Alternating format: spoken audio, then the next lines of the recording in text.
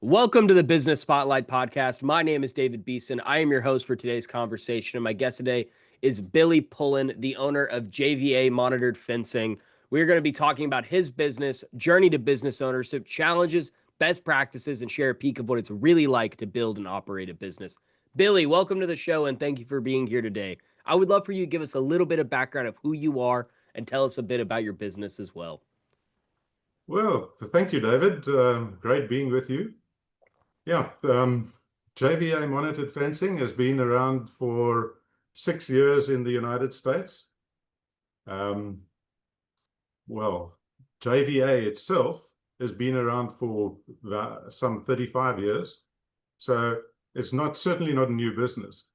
The business was started in South Africa, and it branched out to Australia, where all the design of the electronic equipment was done, or is still done, and a certain amount of the high-end manufacturing. Yeah, basically, we provide electronic systems for agricultural purposes, electrified fencing for agricultural purposes. And in the security industry, we provide high-end security systems for securing perimeters, basically. So we're the first line of defense, based on, not only, but based on electrified fencing. It's a deterrent that lets you know when somebody's tampering with it.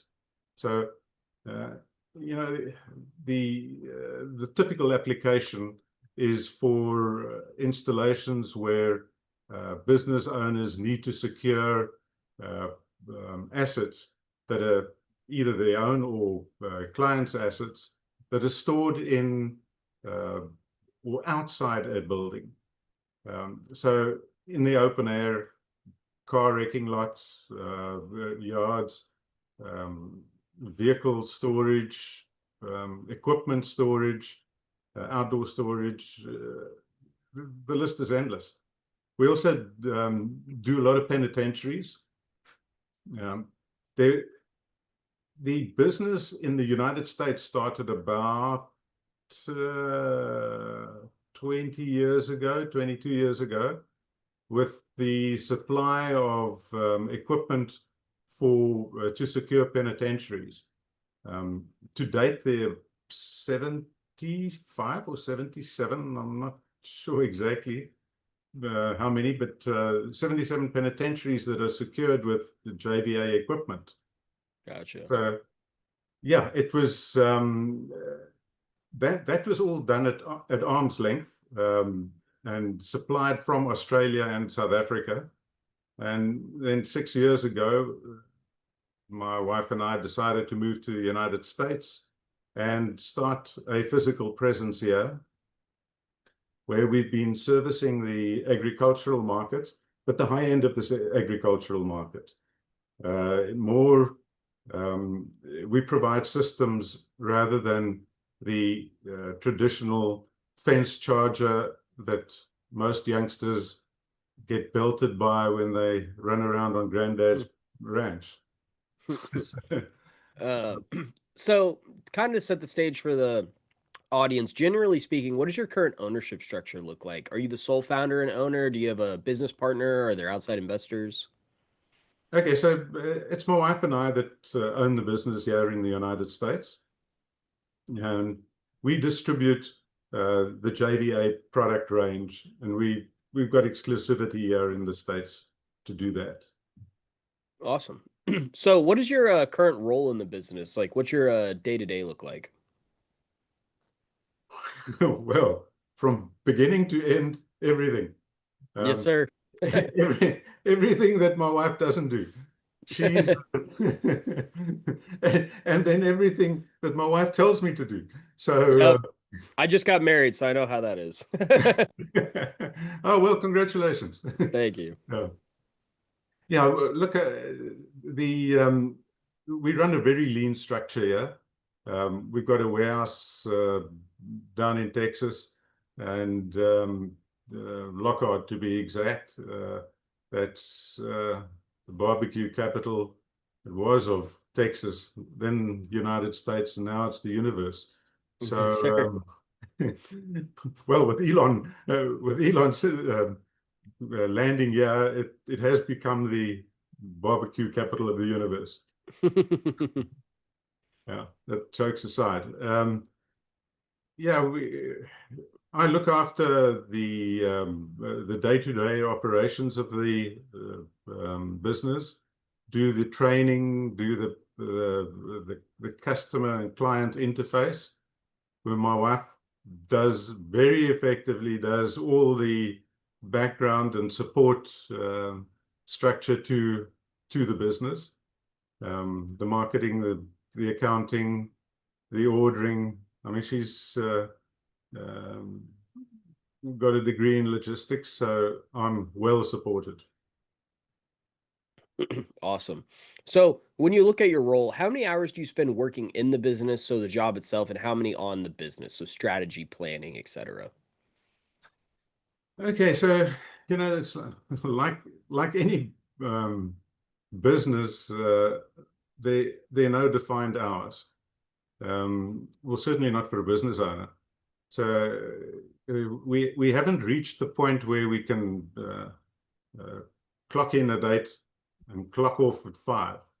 So um, you know, we find ourselves lying in bed discussing the business in the mornings, strategizing. We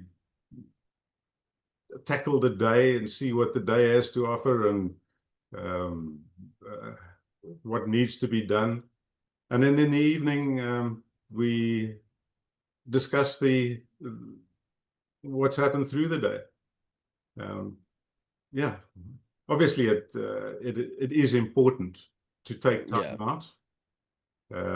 Otherwise, it just drives you scatty. So, I'm curious. This is one of my favorite questions to ask. If I were to give you an extra 10 hours back each week, how would you invest those hours? Would it be in the business, more personal life, family time? I suppose it would be at this stage, it would be in marketing. Hmm. You know, the United States is so vast that um, I've come to realize that even well-known brands are little known in far-flung corners of the States. So Hmm. uh, although we've been around 35 years, um, I know that the business exports to 35 to 50 odd countries, 56 odd countries. Yet there are very few people in the States that know about us. Yeah, so how to get out there, how to do it, it's different to what I'm used to. It's certainly um, a big pond, and we are very small fish. That's Yeah. Um, so why did you choose to go into business for yourself as opposed to choosing to work for someone else? And what was that transition like for you? um, you know, work for myself. I when I started out after leaving school, um, I entered the corporate environment, and I soon realized that there I was stifled. If I didn't follow the rules, if I didn't sort of follow somebody else's cue, then I was in trouble. Um, and I found out that I was very dependent on the people around me. Um, and there's very little individuality. So the first opportunity I got, I just jumped jumped in the deep end and resigned. Yeah. Yeah, that's awesome. Yeah. Um, so whenever you kind of made that transition, was it tough in the beginning? Like, just like taking that leap of faith? Oh, definitely. You sort of, well, I speak for myself here. Um, I I started out just doing general contracting work. So um, and whatever I could make a buck out of, I would tackle. I soon realized that there weren't always jobs out there because I wasn't well known. Yeah. Um, but by tackling things that nobody else wanted to tackle, um, that's where made the first name for myself. So there were some difficult tasks, jumped in, did them, and by just simply jumping in and doing them, I built self-confidence and I built a name for myself, so it was just get out and do it. Yeah. What makes your business unique? How do you communicate what your how your business stands out against the competition? Okay, so JVA, they the product um, the products we carry were basically born out of necessity. So JVA started out in the supplying uh, fence charges and fencing equipment to the agricultural industry, and it then there was a point where the business transitioned into a security supplier because of the needs of the ranchers and farmers in the area it was serving. So from there, they um, they developed a good product, which was seen by a contractor that was supplying equipment to or providing services to the penitentiaries and correctional services. And the products were adapted for that um, with a very good software suite and robust equipment. It then filtered back from a very niche market into the general market to secure industrial premises and in other countries, homes and uh, communities, like closed communities. Gotcha, gotcha. So kind of transitioning over to marketing. I know that you're talking about marketing and wanting to kind of beef it up a little bit more. My background is actually in digital marketing. I do videography in the Austin, Texas area. So I'm always curious what successful businesses are doing. What percentage of your monthly sales is typically invested back into your marketing budget? Sure. Um, I'd say about 20%. I'm taking a guess. I haven't sort of looked at it specifically. We sort of tend to uh, work out a plan rather than a budget. So Mm. we would say, well, this is what we want, Oh, the best means of achieving it. And obviously, we're looking at the most cost-effective way of doing it. That's just part of business. yeah. Yeah. So I'm curious, what kind of different marketing strategies do y'all use? Do y'all use like social media to try and get stuff pushed out, or do y'all do like more like networking events? Networking and social media. Look, Yeah. uh, I think the grey beard tells a story.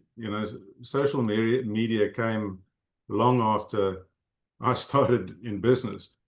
So the what has always worked well for us is networking, finding other businesses with that has synergy, and partnering with them to try and expose our product and our services uh, to other businesses' client base.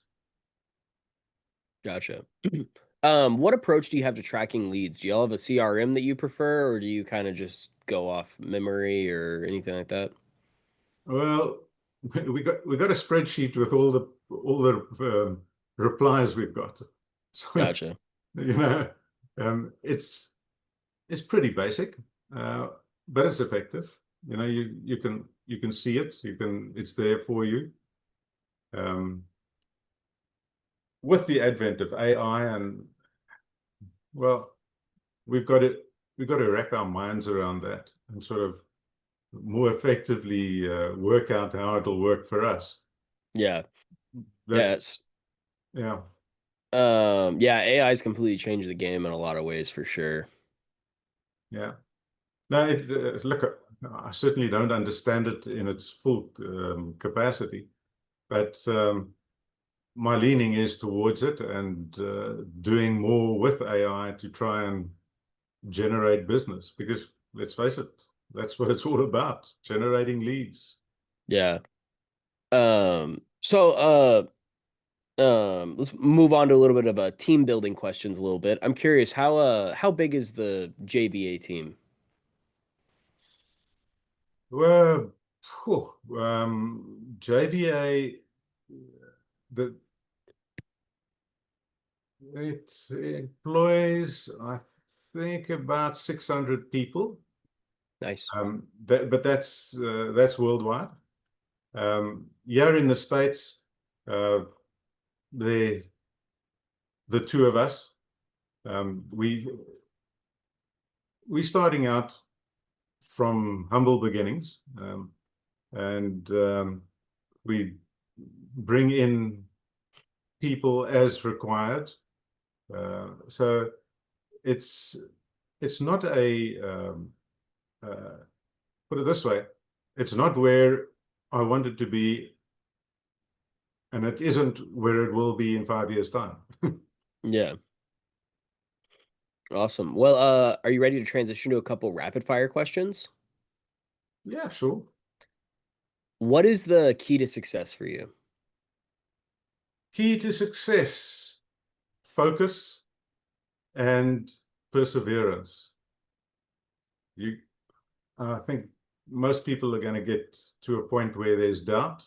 Just set it aside and carry on going. Yeah, I love that. What is your one piece of advice for other business owners? Uh, Take more time listening and analyzing. Yeah. Um, the just um, running with the ball.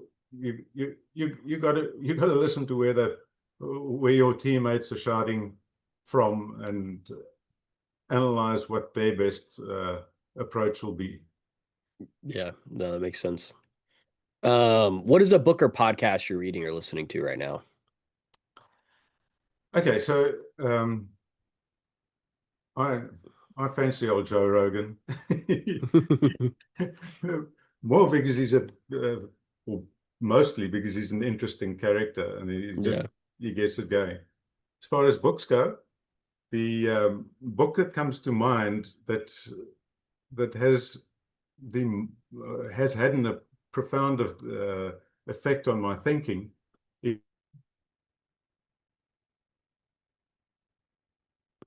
Jocko Willink. I must get that right. Willink. Willink. Gotcha. That was an eye opener, and certainly he puts his message across in practical terms, and something that it's difficult to forget. Yeah. So this is kind of a fun question. If you had a little bit of magic dust and you could choose one spot in your business to sprinkle it, where would it be and why? Oh, okay. I suppose to expose myself to a greater audience, and if I knew how to do it, the magic dust would have been sprinkled.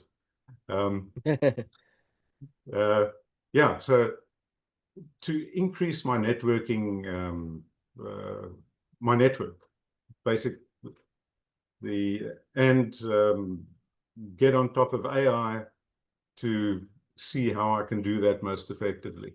Yeah. Yeah. That makes sense. Well, before we get to the final question of the day, would you want to share with the audience how they can follow you, learn more, contact you guys? Yeah, look, I mean, we've got a website. The website is www.jva. That's Juliet Victor Oscar Alpha. Sorry. Okay, I think we better edit that one. Yeah. JVA, it's dash USA.com. So Juliet Victor Alpha dash Uniform Sierra Alpha.com. Awesome. Yeah. Well, we've come to the final question of the day, and that is, what is most inspiring to you today? Well, if I look at yeah, I always look at the people that have really succeeded, um, and sort of try to analyze how they do it. Um, the the guy that is right out there at the top of the list, my list, is old Elon Musk. Um, he's succeeded at well, I don't know everything he's done, but certainly he's made great success of a number of businesses. And simply because that's more the type of person I would follow when it comes to people in the financial world. Um, yeah, there's certainly great names out there, but finance isn't my game, so I don't really follow them. Maybe I should.